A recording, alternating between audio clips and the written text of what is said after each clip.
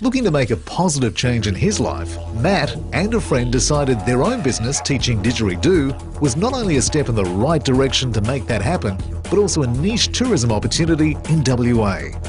Over the years, frequent reviews of their business plan have seen them identify new markets and sales opportunities to see them through the seasonal highs and lows of the tourism industry.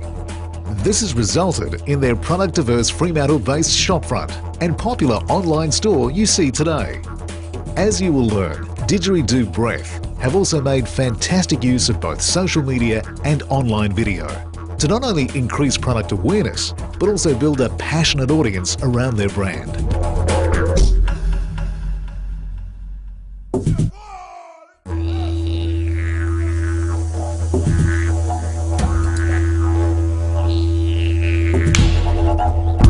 Started the business back in 2002. Myself and a mate, we were both shirt and ties, fluoro lights, company cars, computers, and hating it, to be honest.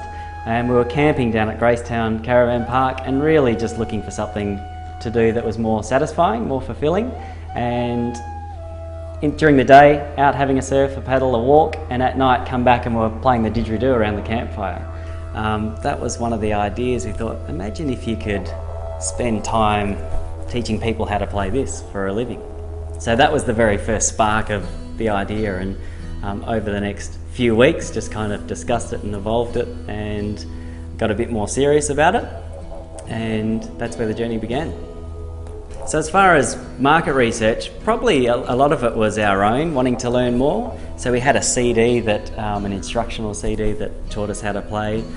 So we were learning off that, but then actually tried to investigate other sources to learn personally for ourselves. So I looked around Perth and asked different stores and looked online and couldn't really find anywhere that would teach us how to play. So in sort of running into a brick wall there, we thought, that's a good opportunity to provide a service.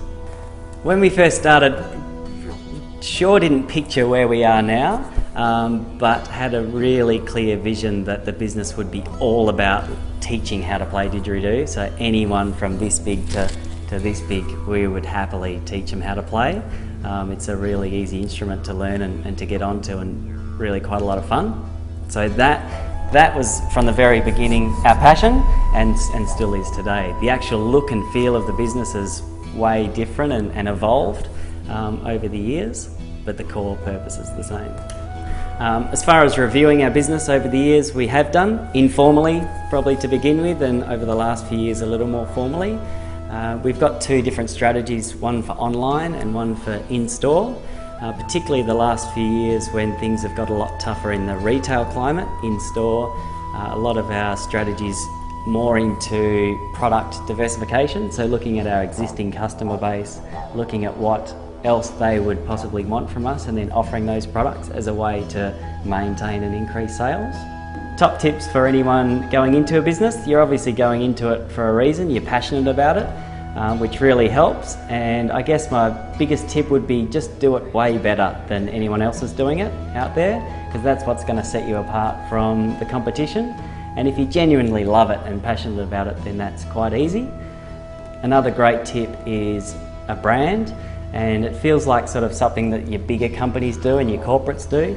It's actually one thing that's given us major advantage, and we've only really had a brand for the last few years. So our first 7 odd years of business was me doing up a logo and someone else doing up a letterhead, and every time we'd print a new brochure, or it'd be whatever flavour we felt on the day. And in the end it was just a bit of a mismatch, and it didn't really look professional, but it didn't look strong. So about 3 years ago we went through a branding exercise. So we had a graphic designer come in and basically just do up a logo and a bit of a style guide and a set of rules to work within, and that we rolled out across in-store and online and all of our print marketing. And that's when I guess the look and the feel of our business got much stronger, and customers really loved that. Video is a major part of our online strategy, our online business, and the biggest reason is our customers love it. So there's all sorts of activities going on in the store. Any one day there might be a jam session or drums or singing, whatever's going on, we'll bring out the little video camera and film it and put it up on YouTube. And our customers around the world really love it. So it builds a community, it builds trust because people can see the personality of the business. It builds trust because people see that we're a real business, especially when going online. There is a real trust issue because you're not really sure if the business exists or whereabouts they are. So to see real people with real walls and didgeridoos and having a blast and personality, then our customers really bond with that. So when it comes to buying a didgeridoo online, they're not hesitant at all. As far as the YouTube videos, there's two other really major benefits. We use them for product demonstrations. So of our instruments, we'll actually film them being played and we can talk about them and put them online. That's just fascinating. You can't write that in a paragraph that's as important to customers. And another big win, which often isn't a focus for small businesses, is the search engines. Will actually rank videos as well. So often now if you type in a search term for anything, if there's a video relevant to that, Google will rank it up in the search results. So we get a lot of our traffic to the website purely through the videos. Facebook is a really important part of our strategy and we use it heavily. Over the last 18 months since the Facebook business page function came out, we've built our Facebook fans to about 7,500. So that's a massive customer base that you can market to instantly and freely. And so that's great reach for, I guess, new product launches and things of value. What's really important with social media is that you give your customers something of value, not just saying buy my stuff, because that doesn't really work on that platform. So it's finding out what your customers value and like from you and then giving that to them. In our case, our customers love playing tips, instructions, in-store jams and concerts, performances. They love that stuff, so we make sure that's what goes on the Facebook page.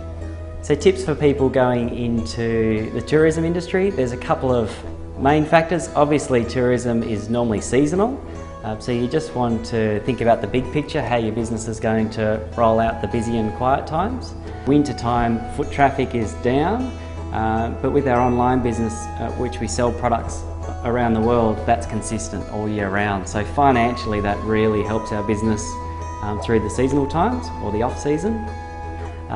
And more importantly, and this is the same for any business, is really identifying what your customers want from you. So we'll all have this grand plan of what we want to sell to the world, and then you really want to find out the people that are interested in that product. What are they really interested in and how do they want to see it, feel it, buy it, experience it, and then package up your service or product exactly the way they want it, which is going to provide a better service.